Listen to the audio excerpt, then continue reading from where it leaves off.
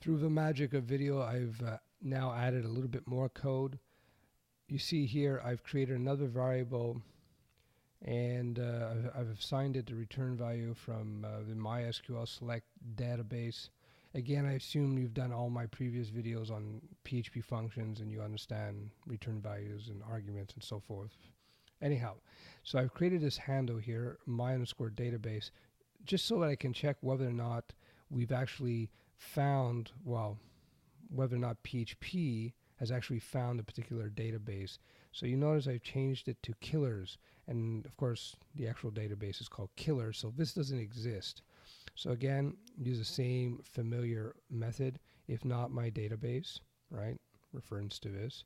Die could not find database, spit out the error please, right? mysql_error function in PHP gives us the last error that PHP has thrown back at us.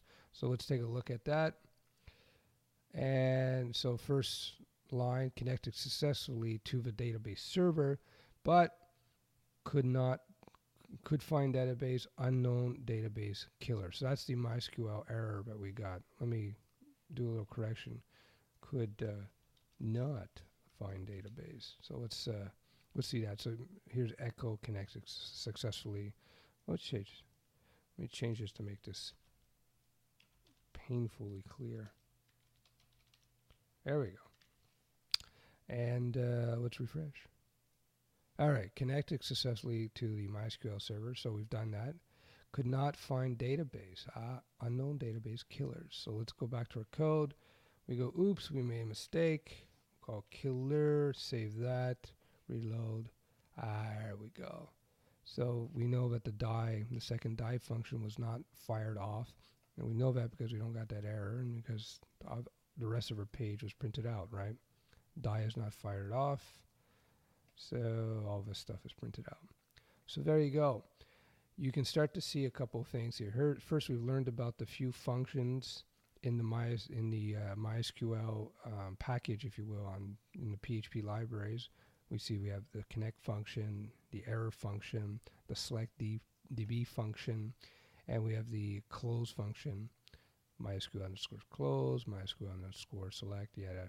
Anyway, you also seen how by creating handles, we can use the information that these functions kick back to us to put them in if statements to control the flow of the scripts, right? And it's also a great way to debug things, right? So that you can check whether or not where your problems were, because you might do a little typo here and you might not see it, but if you just use this, then you will see it. This is the old procedural way of doing things. If you recall in the previous video, that there are several ways that you can use to connect to MySQL. This is the easiest to understand for beginners because this is the procedural way and it's quick and dirty, but it's not very elegant. There's more advanced ways of doing this, like PHP PDO, which is an object-oriented way, and a lot of this stuff is much more neatly handled, so it's just becomes a lot easier to work with as the projects get more complex. But anyhow, don't let that worry you for now. This is quite good and very usable and suitable for many PHP projects, so I just wanted to point it out anyway. So all right, so we've connected to the server. We've caught any errors. We selected our database. We catch any errors, and then we close the database here.